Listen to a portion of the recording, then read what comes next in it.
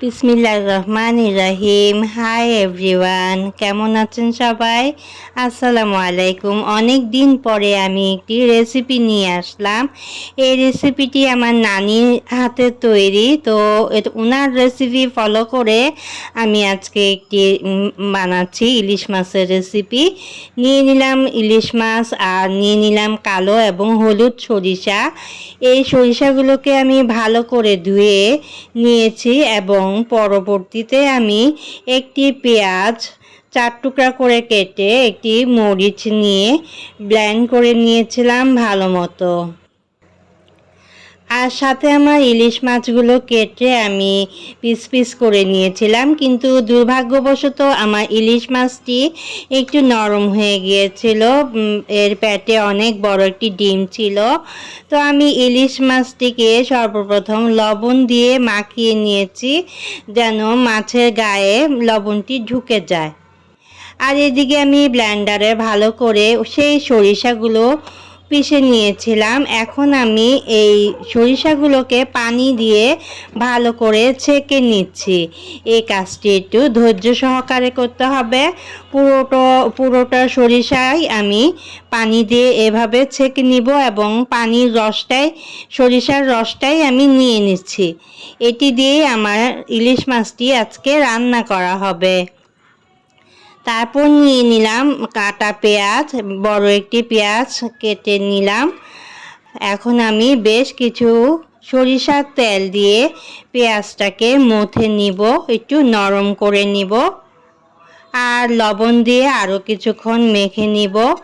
এই আমার আজকের ইলিশ মাছটি বেশি কিছু দিয়ে আমি রান্না করব না। সরিষার রস, তারপরে সরিষার তেল, কাটা পেঁয়াজ আর কাঁচা মরিচ দিয়েই আমার আজকে ইলিশ মাছটি রান্না করা হবে। এই যে আমি সরিষা থেকে যে রসটি বের করেছিলাম, ছেঁকে নিয়েছি, সেই রসটি আমি পরিমাণ মতো দিয়ে দিয়েছি আমার ইলিশ মাছের টুকরাগুলো সমপরিমাণ। ইলিশ মাছগুলো যেন এই রসে ডুবে থাকতে পারে সেই মতোই আমি রসটি দিয়েছিলাম। এখন ভালো করে মেখে লবণ দিয়ে আরেকটু লবণ দিতে হবে, সেই লবণটাও আমি দিয়ে নিলাম। এখন একে একে ইলিশ মাছগুলো ডুবিয়ে দিচ্ছি এই রসের মধ্যে। সরিষার পিষে যেইটা বের হয়েছে সেই রসটাই আমি ছেঁকে নিয়েছিলাম এবং এটাই এখন আমি ইলিশ মাছের ভিতরে ঢুকিয়ে দিচ্ছি ভালো মতো। তো আপনারা ইচ্ছা করলে এই রেসিপিটি ট্রাই করতে পারেন, অনেক মজা এই রেসিপিটি আজকাল দেখাই যায় না, ইউটিউব খুঁজলেও পাওয়া যায় না। তো এইটা আমার নানি করে খাওয়াতেন প্রায় সময়ই।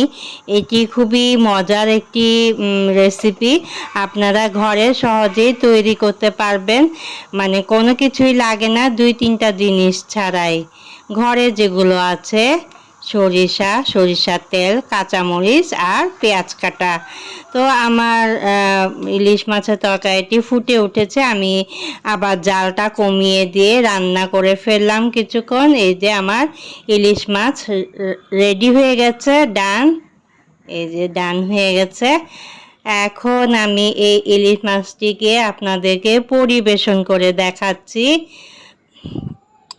কতটা সুস্বাদু এবং ইয়াম্মি হয়েছে, দেখলে বোঝা যাচ্ছে। গরম গরম ভাতের সাথে এই রেসিপিটি যদি আপনারা পরিবারের সাথে শেয়ার করেন তাহলে অবশ্যই তারা সবাই খুশি হয়ে যাবে। তো আমার মাছটা একটু নরম ছিল, যেহেতু এটা পেটে ডিম হয়েছিল সেজন্য, কিন্তু অসুবিধা নাই, মানে এইভাবেও খেতে অনেক মজা লাগবে। তো আপনারা আশা করছি এইভাবে রেসিপিটি তৈরি করবেন। আমার আজকে ইলিশ মাছের রেসিপি কেমন হয়েছে অবশ্যই ছোট্ট একটি মন্তব্য করতে ভুলবেন না যেন। সবাই ভালো থাকবেন, নিরাপদ থাকবেন। আসসালামু আলাইকুম, টাটা।